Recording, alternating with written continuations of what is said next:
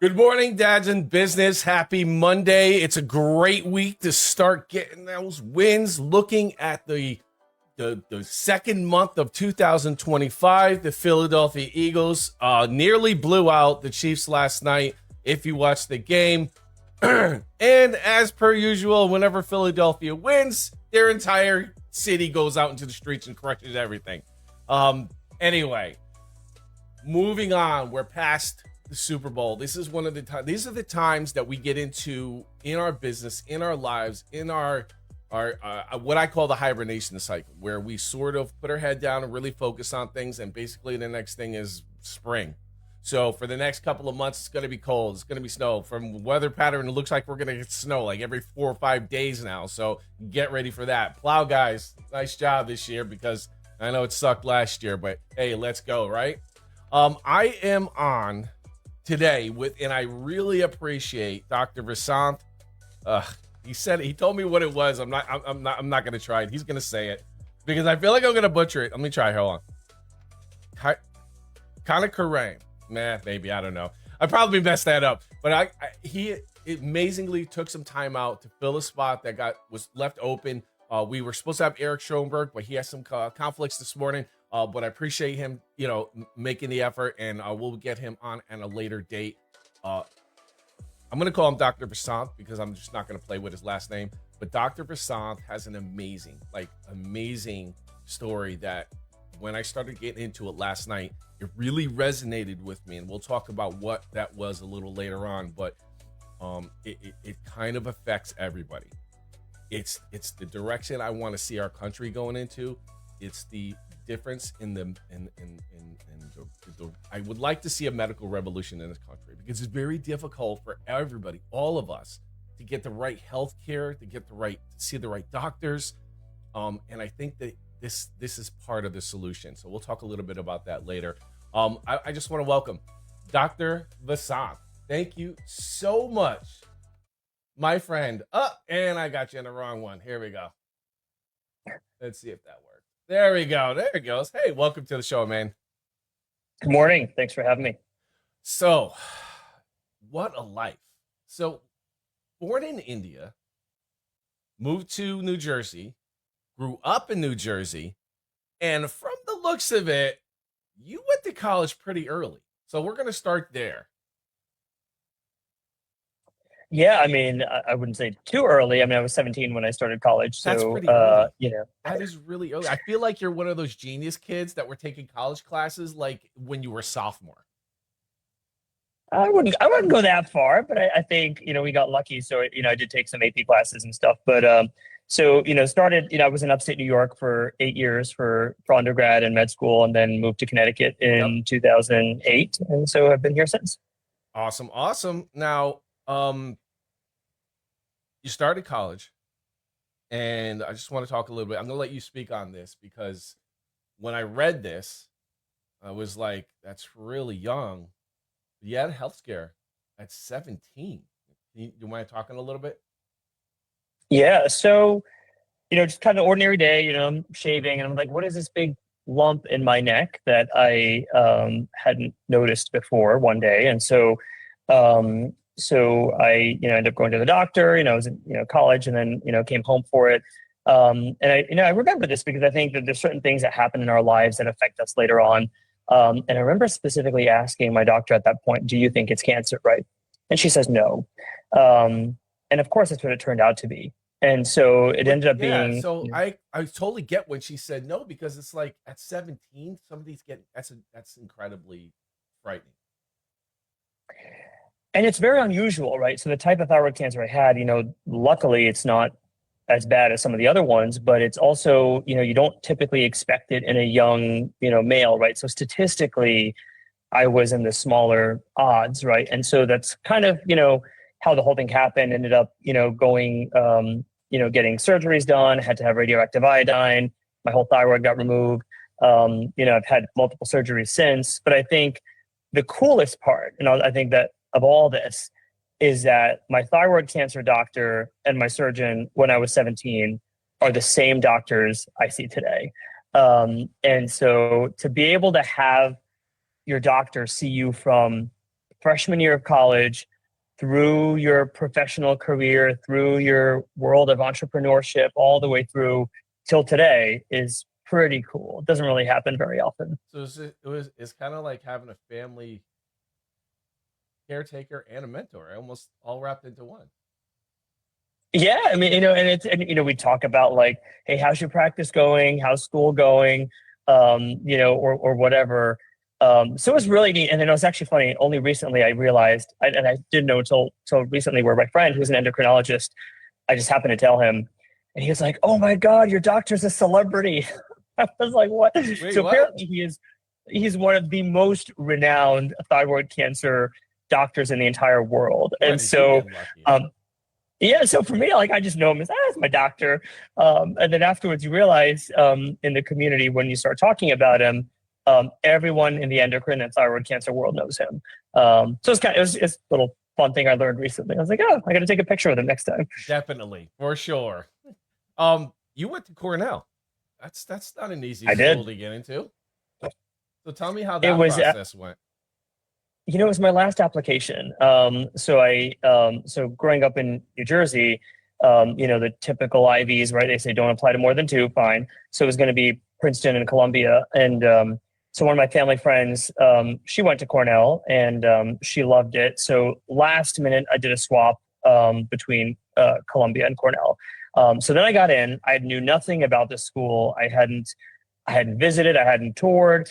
And so then we went to upstate New York, and I absolutely loved it. I think it reminded me of the Truman Show, but like in this little bubble where like everything is good. And but it was an amazing school. And so the interesting piece back to the health is that my first year, my freshman year biology professor, when I told her I had to take time off for thyroid cancer, she's like, you know what? Come talk to me. So I went and talked to her, and she's like, I had thyroid cancer. And so then she told me her story. And so it was really amazing to be able to have a professor who opened up and was able to, kind of be like, look, I get it. Life is hard and I've been there and I'm okay. And so it was a really, really great experience. That was a very, I don't know how religious you are, but I kind of always say things kind of happen for a reason, and the sort of detours you found throughout this road. I think she had the influence. Your current doctor had the influence, and this is reading it, and then directly hearing it from you. It really reinforces that, we go through things to shape who we are today. And we'll talk a little bit more about later on the way you kind of like were shaped in this direction. Now, you went through Cornell, then moved to Rochester.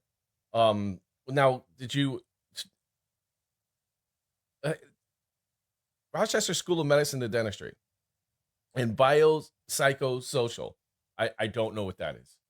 Tell me more about that. What is biopsychosocial?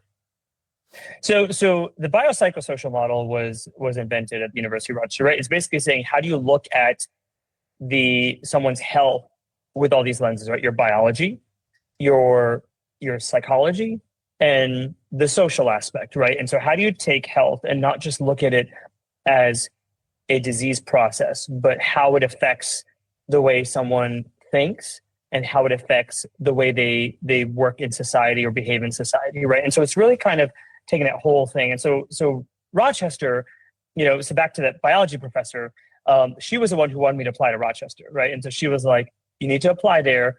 I think that's a great fit for you. And so that's kind of how that whole thing happened. And so once again, right, so like, when you talk about like divine interventions or whatever, like that was, it just kind of happened the way it did. And in Rochester, I learned a lot when it comes to like, we had to take medical humanities, we had to take, art and medicine, we had to go to, we go to museums and you look at, paintings and you talk about, well, what feeling do you get, right? And so those are those same skills. And you say, well, what relevance does that have to a doctor? Well, same thing, right? When you enter a room, patient room or in the hospital, who's around, who's talking, who's not talking, who's silent, what emotions do they have? And so it helps you pay attention to the things that are not said. And I think that's what medicine has been missing when you purely look at it from the scientific lens, right? And so when I talk to patients too today, I pay attention to, their speed of their talking, their, what are they telling me? What are they not telling me? And what the order that they're telling me. And so these are all things I think Rochester did a fantastic job of teaching us. And that's kind of where also my whole interest in working with the deaf community came from, right? And I don't know if you came across that, but yes, I did. Yep, that was coming up. so I'll give a little hint over there on that one. So great school, and really just about holistic, approach that whole person. And I love that. And I was going to mention, just that, because there is a connection between a mental state, what they're dealing with, and their overall health. Because I when I went through my divorce, I had depression. I was dealing with not having my kids, and that was directly connected to how I felt physically as well. And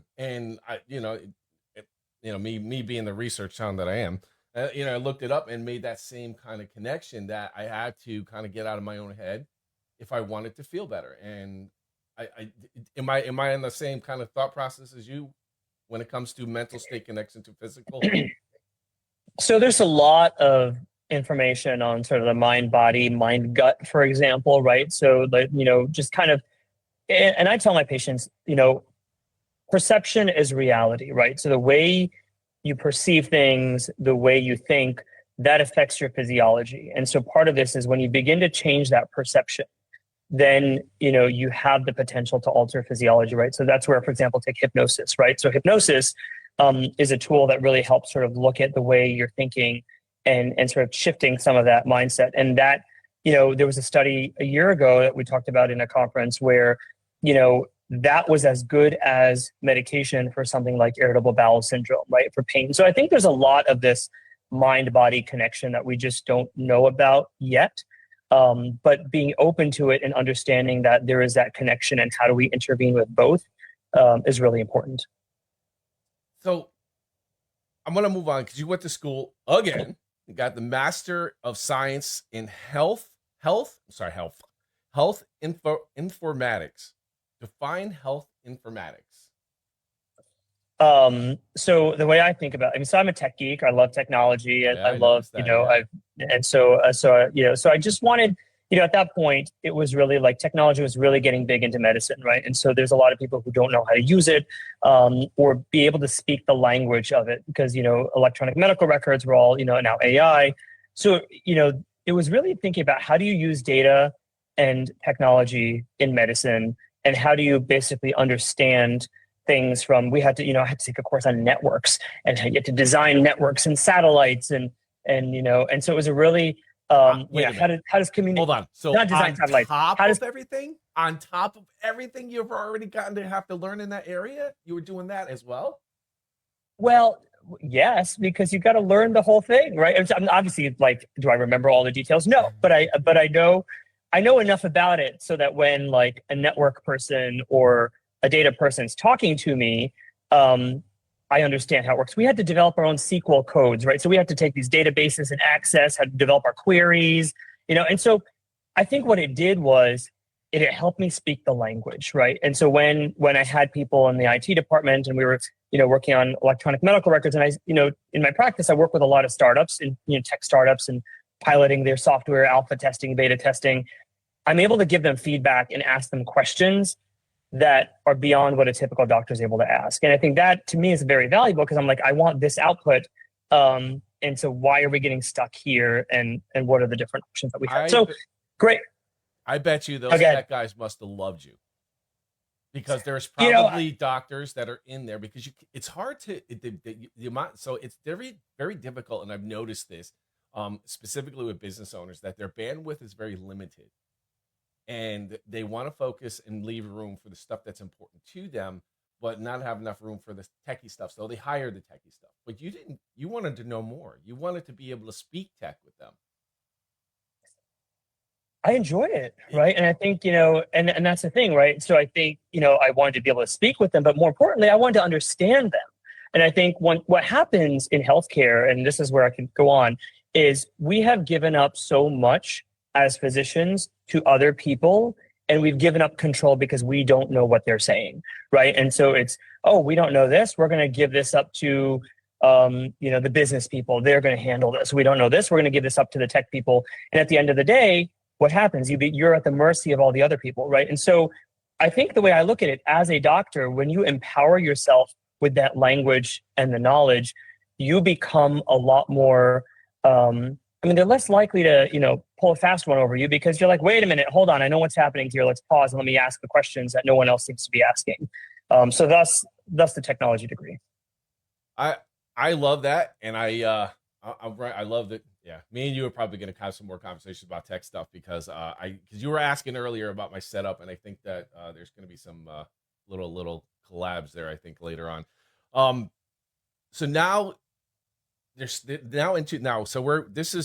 is when you earn that degree. This is between 2014 and 16. So in 2014, you were not only going to school, learning the tech stuff, doing things, but you started to develop a new type of primary care setup, which really intrigued me.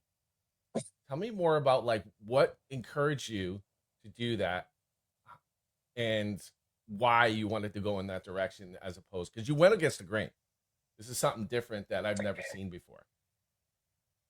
Yeah, so I think what happened in 2014 was purely a little bit by accident, right? And so 2012, I finished my residency, I started practice. I worked for a large, hospital system. That's what I thought you did, right? And so within that first year, I started going to conferences with our CEO, COO, and they had begun to groom me for leadership, and I got to attend, conferences learning about health systems and what are the struggles in healthcare, so on and so forth. And then I became the regional medical director, overseeing a bunch of different practices. And then one fine day, my CEO approached me and was like, "Hey, I need to talk to you." And I was like, "Great, I'm getting fired. I did something wrong." And it turned into the system was partnering with a healthcare startup to create a direct primary care practice for employees of that organization. And so I was like, cool, sounds great. Like, this sounds fun. We're building a practice from scratch. I'll be the only doctor for 2 years. I have no idea what I'm doing. We don't even have our team yet. And I'm saying, yes, I'm going to do this. So I got very comfortable with creating something from nothing, creating a team. I had a great, nurse partner who's still a very close friend. And so we got to create this direct primary care practice, which totally changed the way I thought and understood healthcare, right? I didn't know you could do house calls. I didn't know we were texting people back. I remember clearly I had a patient who was visiting another country, and he texted me a picture. This is back in 2014, 2015, saying like, "Hey, what does my eye look like? Should I worry?" And I was like, wow, this was really totally like everything I thought healthcare was. It blew up the whole model. And so it was a fantastic learning experience where I basically got to challenge like what is required and what are these artificial boundaries that we have set for ourselves that don't need to be there. So that was my first foray into direct primary care, which at that time I didn't even know that was what it was called. And being in a room where I was with all these brilliant minds around me, right? So like these are people like I'm in this room here, 7 interviews or 9 interviews, I can't remember, and people who've got their MBAs, their MPHs, and their doctor from Harvard and Stanford and all these like big name institutions, and all these just brilliant minds in one room, and you really feel inadequate, and you're like, wow. But I'll tell you a funny story. So I had to go to an in-person interview, right? Kind of like a site visit, and so they flew me out to Vegas to sort of do like this, check out in person, make sure that I'm not too crazy for them. And so I fly from Connecticut, too radical, to Vegas. And so in Chicago, I'm like, oh, I got some time. Let me use my like 3 points and go to a lounge. And I'm like, where's my wallet? I don't have my wallet. And so this is, back in 2014. So before everything was on your cell phone. So I land in Vegas in the middle of the night. But before that, on the flight to Chicago, I realized I have no wallet, I have no identity, I have no license, I have no cash, I have no credit card, nothing. And I'm flying across the country and I don't know what to do. And I'm here for this job interview for this amazing opportunity. So my dad had always taught me to memorize my credit card numbers. And so I'm on the plane buying internet on my laptop from my memorized credit card number, and texting the folks I'm supposed to meet in Vegas, be like, hey, this is really embarrassing. I've got no way of getting there. I have no money. And so then, I land in Vegas, going to the taxi people, right? This is before they had like Apple Pay and all the other stuff. So I'm like, Yeah. I got to get to this hotel. I got no money. I got no identity. Uh, I'm here for this job interview. So luckily one guy takes me and I go to the hotel and I call the guy who's supposed to meet me. He comes down with cash, gives it to the taxi driver, and he's like, this is the funniest story and you're perfect for all of us.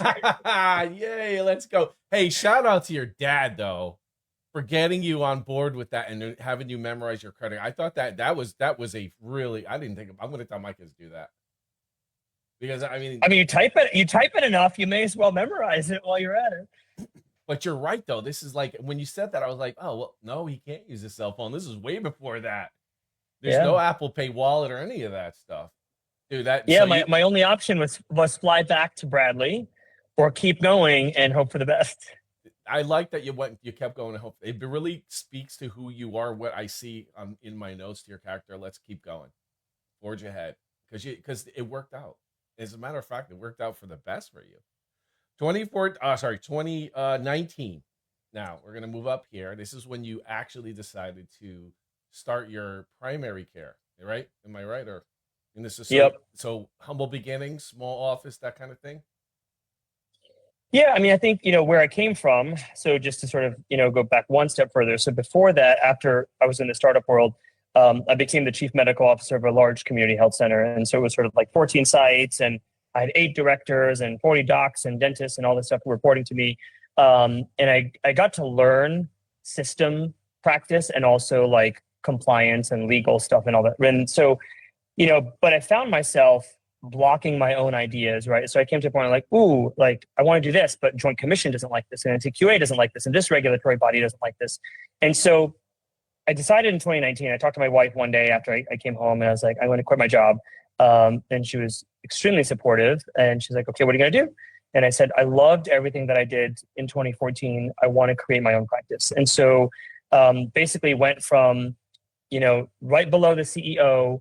And, when that CEO spot had opened right before I left, the board had actually asked me to stay, but I said, I'm leaving. And so it was kind of an interesting fork, right? Like, do I become the CEO of this large, corporate organization, or do I leave everything behind? So I left everything behind and started like a one-man medical practice. It was just me, answer the phones, clean the toilet, mop the floors, marketed, just kind of did everything. Kind of like that old school country doc who just, you do what you got to do. And kind of that's how it started. I had something to say, but I completely forgot about it for some reason because I am picturing a doctor of your background cleaning a toilet. I was like, wow. And I love that you're grounded like that. And that I guess that's what I'm trying to communicate, because the fact that you're so grounded like that, the fact that you went through it all and also identified the issues that you were having with your previous job, you were saying, you know what, I could do this better. I know I could do this better. And I love that you went forward with that. Taking a chance like that is one of the most frightening things that we all, as dads, as business owners, have gone through. And I think, can you speak to how you felt when you decided to go in that direction? What was the conversation with your wife? How did you convince yourself and your wife that this is the way to go? Because it's obviously immediate pay cut from being the CEO. Oh yeah, so I think the first thing is, right, so starting like doing new stuff was not new to me. Like even like, for example, a high school I went to, like it wasn't even built. It was a magnet high school. Like, I did things that were risky, right? People are like, oh, go to a high school that help you get into a college. It's got to be stable. It's got to have a reputation. I went to a high school that didn't even exist when I applied. It was an old car garage that was renovated. And then, eventually became like a blue ribbon high school and stuff. But so right from early on, I was very comfortable, like taking chances, but I always had amazing support, right? Whether it was my parents or my wife. And so, when I decided to do this, right, you can't do this if like without the support. So my wife just had a few rules, right? Her first rule was you can't take any loans. Fine.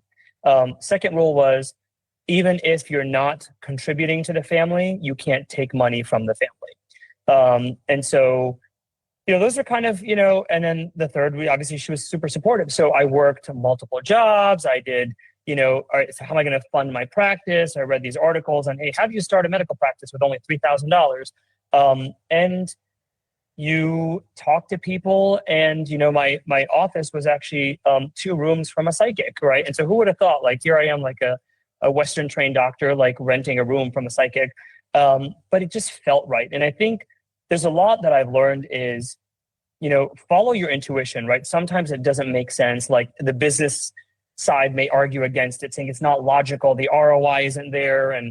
But there's so much of it, like at the, it's like, you got to go back to that gut feeling. And if it feels right, give it a lot of credibility, because it may actually be the path to follow. But it's hard, right? And so, but those were the rules I had to work with. And so I didn't take any loans. I, was creative in how I designed my business. I ended up, working other jobs.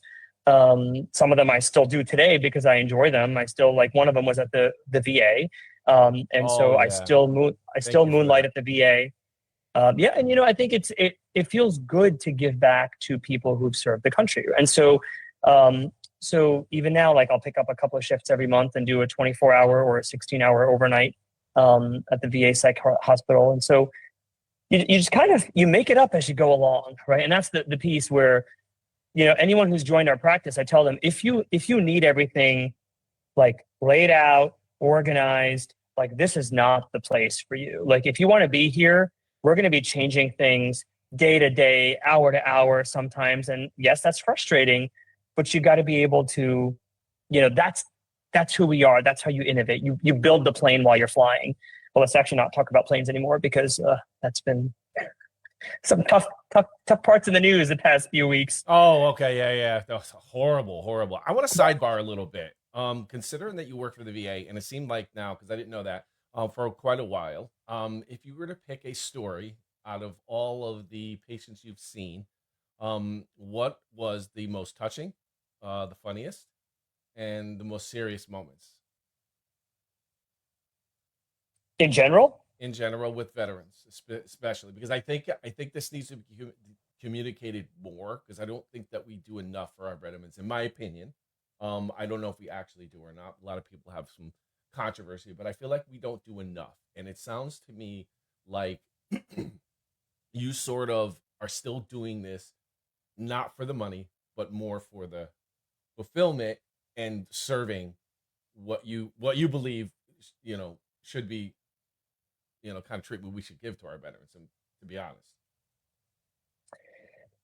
I think my experience in the VA is a little bit different, because I'm working with them when they're either detoxing from alcohol or they have acute psychiatric needs, right? And so, so the hard part is I'm not always seeing them in their baseline. But I think, there's glimpses you get, like even just a couple of weeks ago, where one of the patients who actually works at the VA, had relapsed with alcohol and came in, and you can see people. And one thing he told me, which is really interesting, he said he loves his job at the VA. And when he found himself calling out of work to drink alcohol, he knew that was a problem. And I think it was really interesting, because I was like, wow, like he loves what he does so much, but he also realized this vice was taking him away from what he loves so much. So the amount of insight, but also like just, your heart kind of goes out to him, because you're like, well, number one, you're an amazing person, but number two, the genuineness with which he was trying to get help was really something. And so I think you find that, I think there's actually a lot of veterans who, their exposures, their military sexual trauma, there's a lot that they go through, and I think is often not talked about.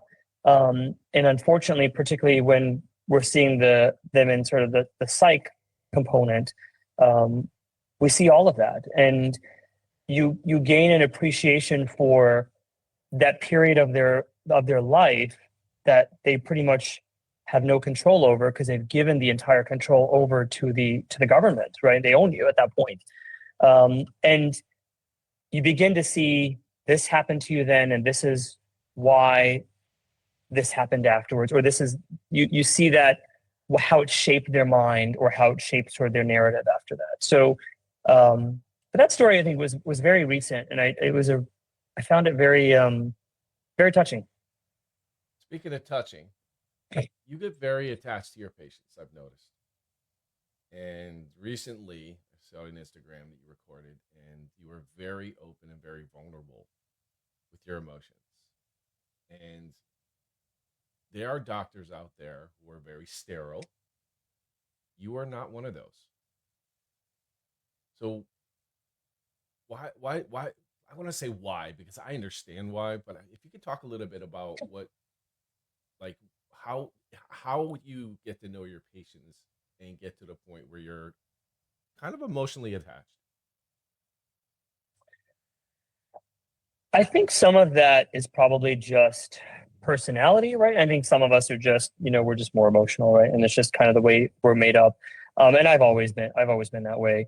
But I think, I always remind myself right back to like, when I was, 17 and had cancer, like I'm always a patient too. Like, we all come with our baggage. We all come with like everyone in my family, all my aunts and uncles, all my grandparents, both my parents, like diabetes. My dad, you know, uh, had a kidney failure. Ended up he was on dialysis for 5 years.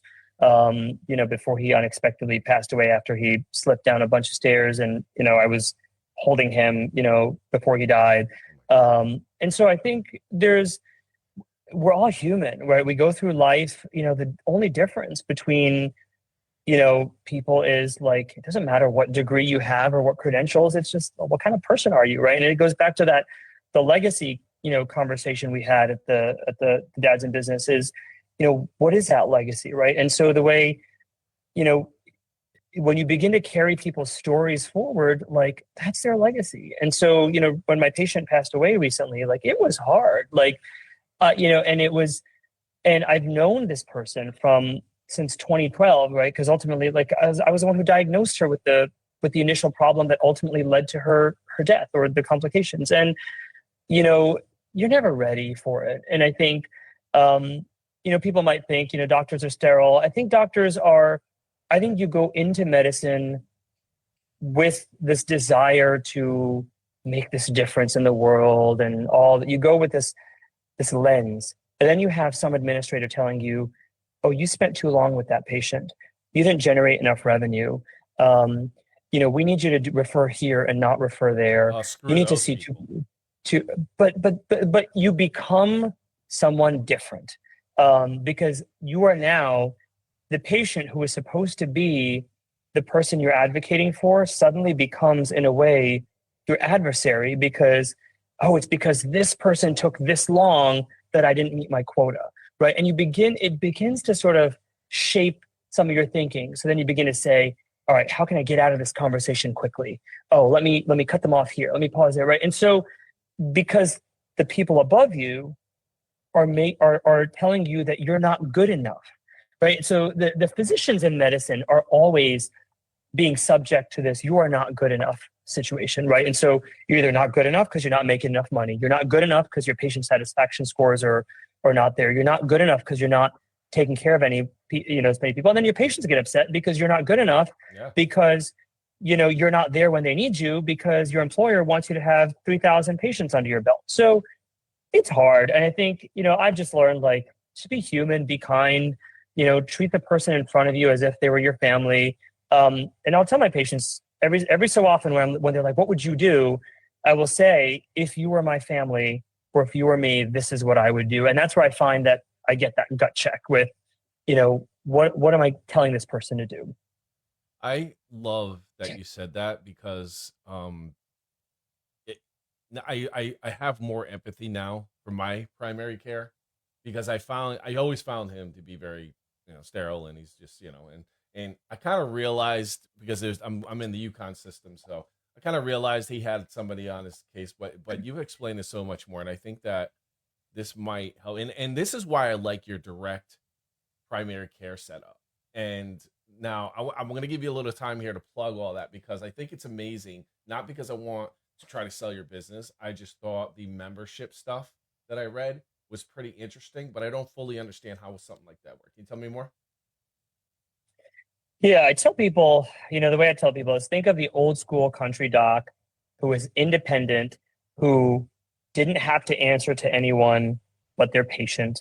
And you just pay them a monthly subscription fee to get access to them, right? And so think of any other service industry, like all the businesses here, right? So who do you work for? You work for your client or the person who is paying you.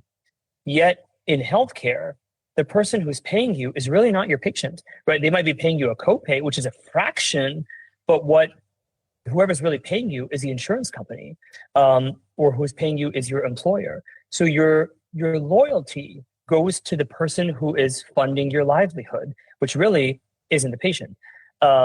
Whereas in the direct care model, the only way we make money is through our patients' memberships. So we are going to go out of our way to try to help our patients, right? Obviously within reason, with what we can do. And so the concept is you have, like a gym membership, you pay for access to the gym.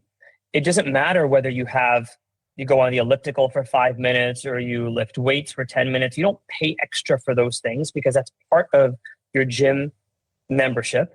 But there are certain add-on services that you can pay for, like personal training, or say they've got like a massage therapist there. So like that, our practice is a membership model that we try to make as affordable as we can. And so people pay that flat monthly membership. So when you come in, there's no copay, it doesn't trigger your insurance, there's no deductible. And it doesn't matter whether you have insurance or not. You may have insurance, you may have a really high deductible. Who cares? For me, you're my patient, I'm your doctor. That's what matters. And we do the best we can within that confines. And then we have other services, yes, that you can pay for, like our own rates for labs, our own rates for medications. And the idea is we help you try to keep money in your pocket, as opposed to trying to bill you more to take money away from you. So we're your doctor, but also your guide in using the healthcare system for that monthly membership. Now, do you see this as because I was thinking about this question, but then I was thinking, well, if emergency happens, no. But do you see this as a replacement for insurance or sort of a add-on? I don't think it's a replacement. I think there's sort of like 4 major buckets people do, right? For some people, they can't afford anything else, right? Let's say you're a small business owner, you're like, look, I can't afford anything, but at least I've got my doctor, so that when I'm sick, I'm not running to the ER paying $5,000. I'm not like, so you've got your so that's one bucket. There's another bucket of people that says, all right, family insurance premium is $24,000 a year plus my deductible of 10. So that's $34,000. Let me put that in an investment fund. And if I need to pull from there for something catastrophic, I will. There's a third bucket that says, I'm going to stick with traditional insurance, but I'm going to go for the cheapest one just because I want to sleep at night and the insurance makes me sleep at night. And then the fourth bucket that does something like medical cost sharing or like health shares, which is a health insurance alternative. So I don't think this replaces it, right? Because the scope of what I can do is primary care. But if I do it well, it'll avoid unnecessary ER visits, unnecessary urgent care visits. I give you more guidance. I keep you healthy, detect chronic disease earlier. So your cost savings will happen later. But, there's a lot of studies that have been showing that this model works, right? ER visits to go down like 40% and so on and so forth. So when primary care works well, it cuts down cost and all that downstream. When it doesn't work well, like in a traditional model where it's like, oh, you got a heart issue, cardiologist, can't breathe, go see the lung doctor, right? Because you get directed all over the place. You get directed all over the place, right? Thyroid issues. I have people going to endocrine for just normal thyroid stuff. I'm like, I can do this. Like, stop seeing your specialist. I will tell you when you need to go and stop wasting your money. So it takes a while for people to understand, because I think we're so used to thinking of the American healthcare model as insurance, but insurance is not care. Insurance is just a way of paying for care. Sometimes and you can get care without it. sometimes it's anti-care, right? Like and I won't even go there, but Yeah. I know what you mean. Speaking of layers of who you are, and hey, I know how to do this. You're a med ped. I didn't know what a med ped was until I started looking into his stuff. So a med ped is a person who understands adult medicine, but can also treat as a pediatrician. What yeah. made you So get into that? Like, I mean, um, as if you so I didn't have enough skills to layer onto your resume. Tell me more about that. so the hard part is I like too many things, right? And so it's a part of it's like how do I bring it all together? So med peds docs, those of us, so when you want to take care of the whole family, there's two paths, right? You can become a family doc, which is 3 years of residency, or you can do both internal medicine, which is adult medicine, and pediatrics, right? So for purposes, I'm a pediatrician and I'm an internist. I get to switch my hats. Um, I think for me, the big thing was it basically took 6 years of training, compressed it into 4. So it is harder. It's also a lot more work. But at the end, you're a board certified internist and a board certified pediatrician, right? You take both exams. And it goes to the power of choice, right? Like I wanted the freedom of choice where, let's say one fine day, I say, I want to become an adult cardiologist. Nothing could stop me, right? I was qualified to do it. Or I wanted to become a pediatric endocrinologist. Great. I wanted to work in a hospital. I could do it. I wanted to do outpatient medicine. I could do it. So MedPeds to me gave me the freedom of doors will never be closed because at any given point, I have the qualities to become a subspecialist if I wanted to. Because once upon a time, I was thinking of becoming an adult congenital heart disease specialist, right? And that was a whole other, journey, but I decided not to. But I think there's this freedom. I think the themes I like, right, are freedom, choice, not feeling like you're confined, right? So those are kind of the themes that I think you can begin to see in sort of where I go from a life journey standpoint. And MedPeds was about that. It's about the freedom, but it's also about the type of people who are drawn to it. We're all a little quirky. We all have some degree of like rebelliousness. We have the seriousness of the adult side, but like, I use the words poop and pee with my adult patients all the time because I'm like, well, it's my pediatric hat. I can't get it out.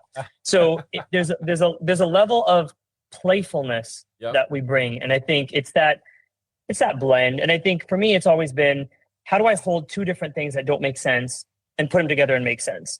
And it's just, something, and I got a lot of like, people were like, why would you do that? It's so much work. It is though. It is a lot of work, but I feel like that's like you kind of live off of that. Your curiosity I do. And wanting to learn new skills. I'm in awe of that because I feel like I put a lot of work in, but there's no shot. I don't think I can hold a candle to the amount of dedication you have to not only learning your skill, but learning, just beyond that. If someone were to pay me to say, go to college your whole life and keep learning, I probably would. Right. Like, I think, it's just, it's just, I like it. Right. I think, but what is interesting is I get to do what I love, and right. I don't do what I don't want to do. So therefore everything I do it because I love it. And it's always finding ways to say, how do we think out of the box, right? Like we've typically thought of this and this as silos. Yep. But what if they weren't, right? What if they could be put together in a way that made sense? And so when you talk about innovation and invention, right? Sometimes it's not about creating something new. It's about taking things that were always separate and putting them together in a new way. Yeah. And that's just, it's funny because and I'm not, like I said, I'm not you, but when I look at marketing customizations, I always try to find first if there's a free tool that I can modify to help my clients, and I'm in the same kind of thought process. I'm connecting with you on so many levels here. This is fantastic, and I'm loving this interview. I really am. I want to talk about awards, as if there wasn't enough. In 2012. I'm going to slip back a little bit. 2012 was quite a year for you. You welcomed your first child. Your wife was nominated for the Hero Award. And during the Parade of Heroes, you, who didn't know you were also nominated, decided it was time for a gender reveal and found out that was when you were having a daughter. What was that feeling? Am I wrong there? First, correct me if I'm wrong. Timeline's a little bit off. So Okay. it was 2020 is our when we had the Healthcare Heroes Award. So it was actually during COVID, where people were going around doing heroes parades, and it was I remember that now. Yeah, it was really like, so I knew my wife was getting the award, so I was like, ooh, let's make this a gender reveal. And so they all, so it was a lot of fun, where I didn't know I was getting nominated, but it was a lot of fun. But basically the whole caravan of cars, they kind of come with like everyone waving, but then they all took out pink balloons. And that's how my wife knew we were having a third daughter. So yeah, so I it was have 2 so I daughters, have 3 daughters. so I totally identify with that. I would have been over the moon.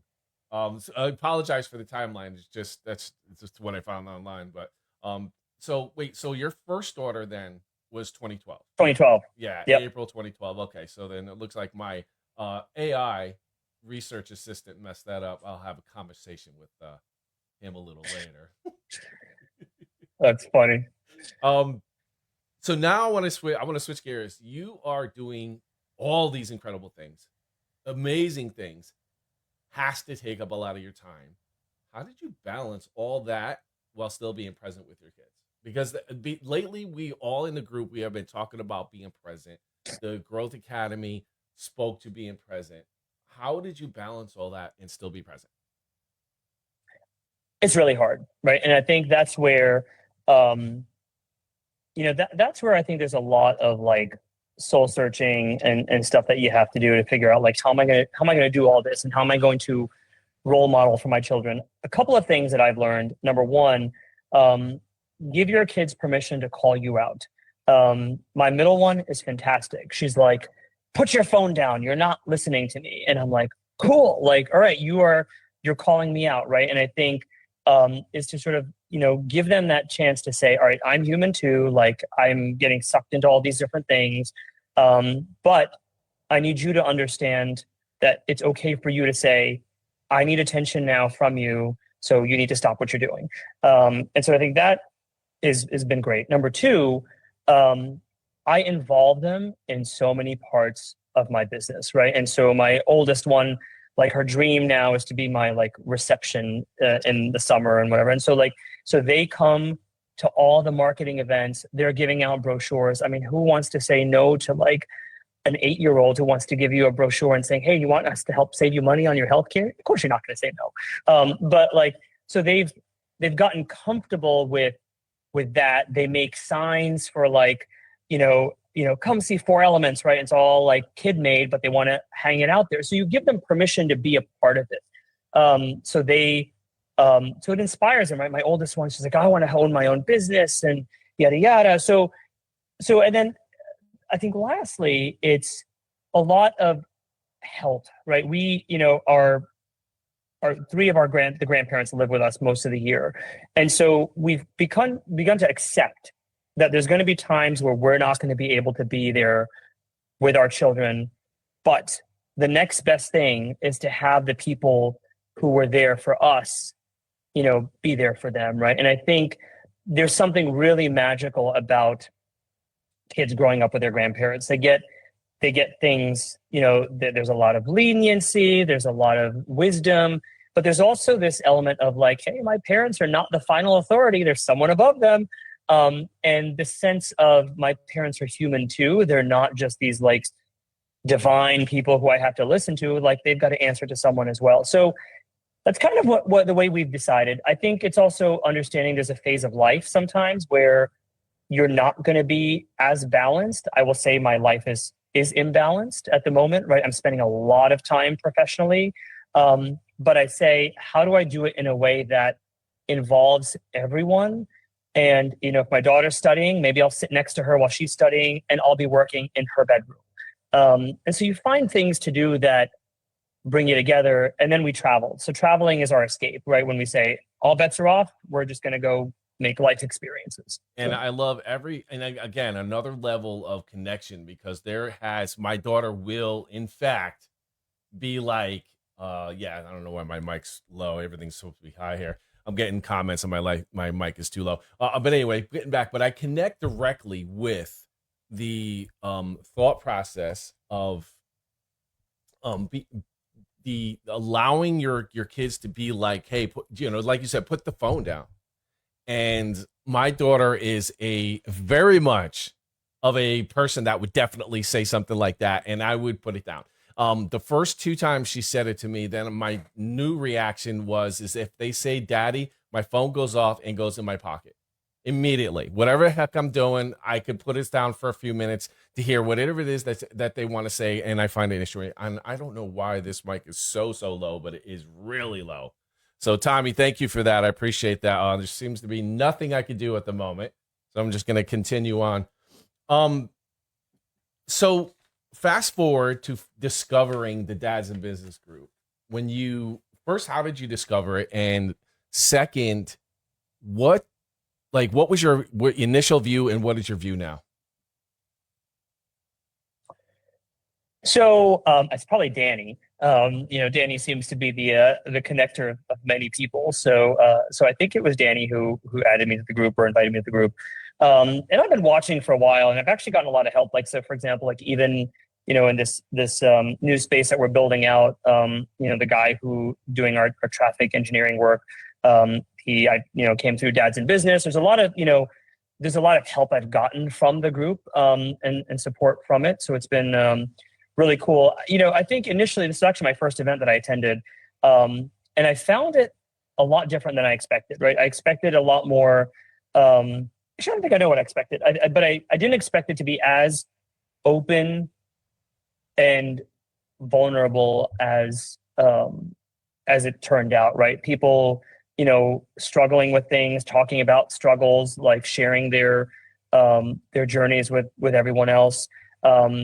And I've had patients who are dads in business, so it's been a really unique way of like I said, there's common life stories and common challenges we're all going through.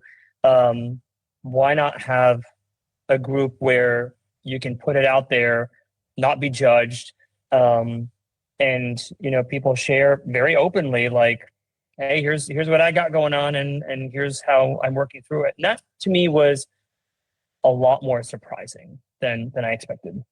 I think that one of the most valuable sort of things about Dads in Business is that you can be vulnerable. And the other thing is that other people tend to recognize that and identify with that, because everybody's going through sort of the same thing, but in different ways. I don't know if that makes sense, but you're right. And I think that is the most valuable part of Dads in Business. I love the exchange of ideas. I love the fact that we get together. And one of the things that is for me, and a lot of entrepreneurs have said this, it's a very lonely existence. And the social events, the gatherings, etc., allows us dads as men become friends with other men who have the same thought process, because we all have friends. I have a core group of friends. They want to get a job. They want stability. They want that. And there's nothing wrong with that. But I cannot speak with them about these sort of things. And do you find that to be the same? I think of all my friends, I'm probably the only one that I can think of, my close friends who's a business owner, right? I tend to have most of my friends I grew up with are all physicians, but they're all employed. But I think entrepreneurship is very lonely. My dad was a business owner, and I think, growing up and seeing, him sort of not tell us his struggles, him just kind of, being up at all odds of, hours of the night, understanding, when his mind is preoccupied, you begin to sort of see that, and it can be a very lonely place, right? There's a lot of things that you go through with, whether it's, financial challenges, or how am I going to plan for this, or, I think entrepreneurship can be very lonely. And when you put yourself in a group where there's a lot of people going through the same thing, kind of almost becomes like a therapy session, right? He really does. Right? Yeah, It's like, oh, and all it takes is one person to open those gates where everyone's like, well, me too, right? And I'm struggling, and then all of a sudden you've created this sort of group of people helping each other. I want to speak out real quick to events. Are you going to Dogman? Is that you? Did you get your tickets for that? I wanted to, but we are actually, when is it this weekend or next weekend? 23rd.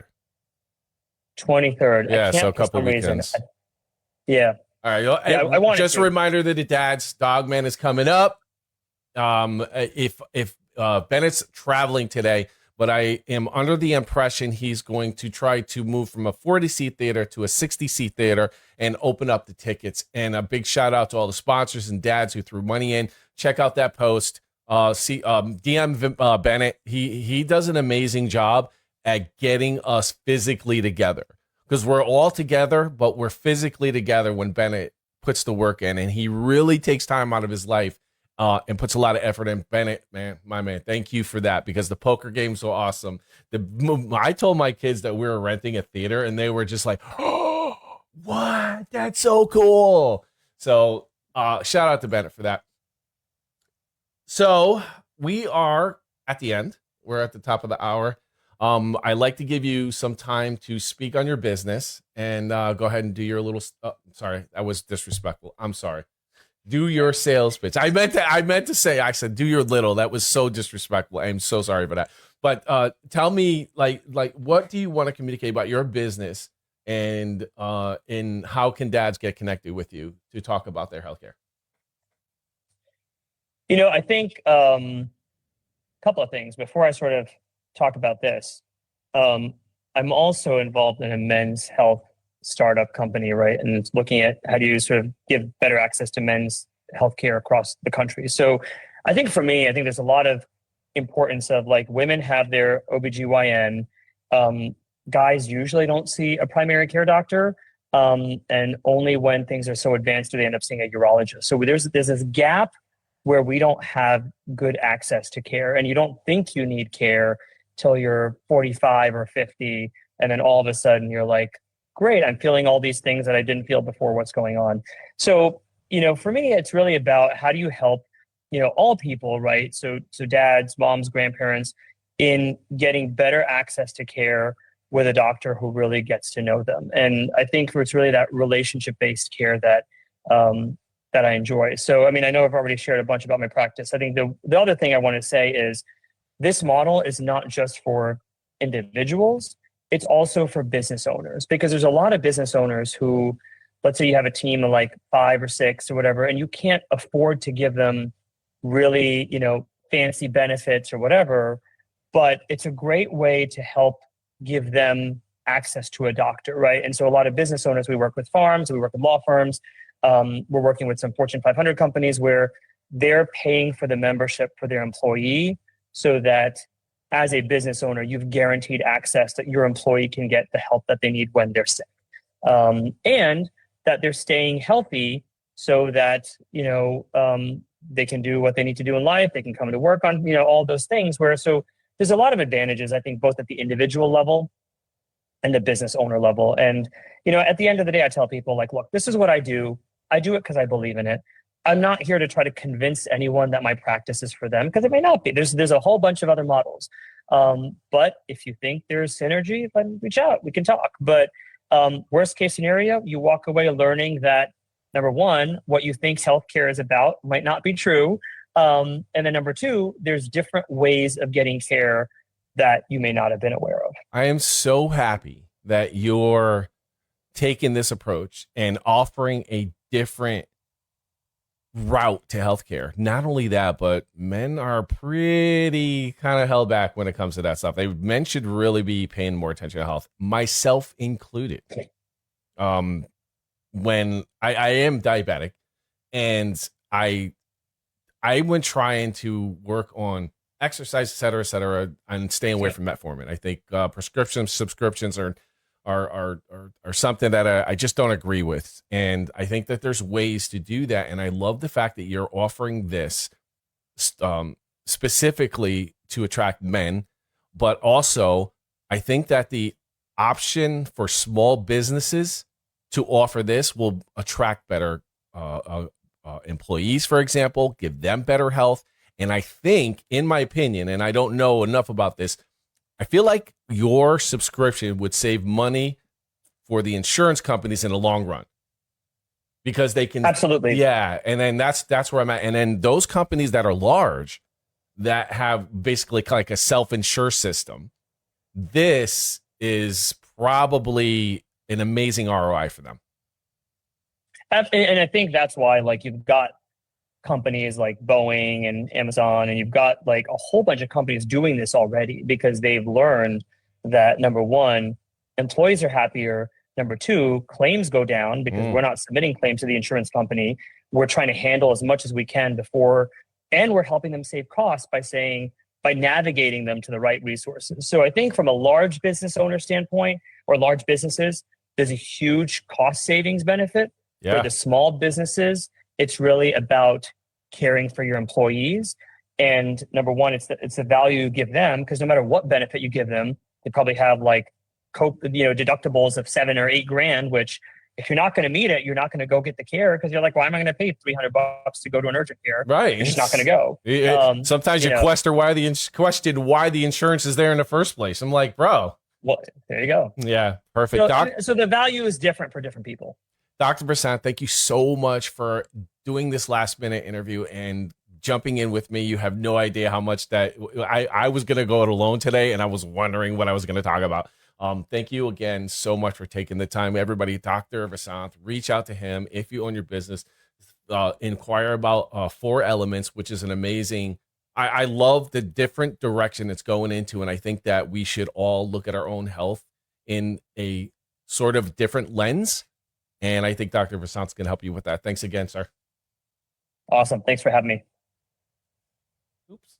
There we go. That's the one I want.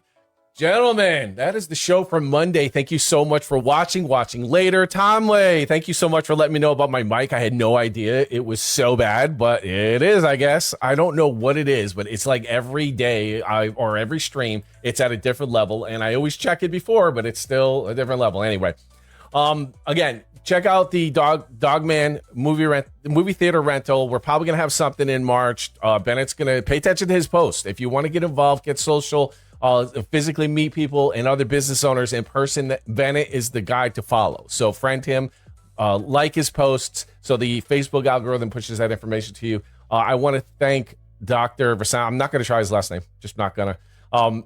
For coming in at the last minute. Eric Schoenberg is going to be rescheduled for another time. I am very eager to talk to him because he's an injury lawyer, and I think we can all identify with how that goes. Thanks again, everybody. I appreciate you watching, whether it's live or later on. We will see you next Monday.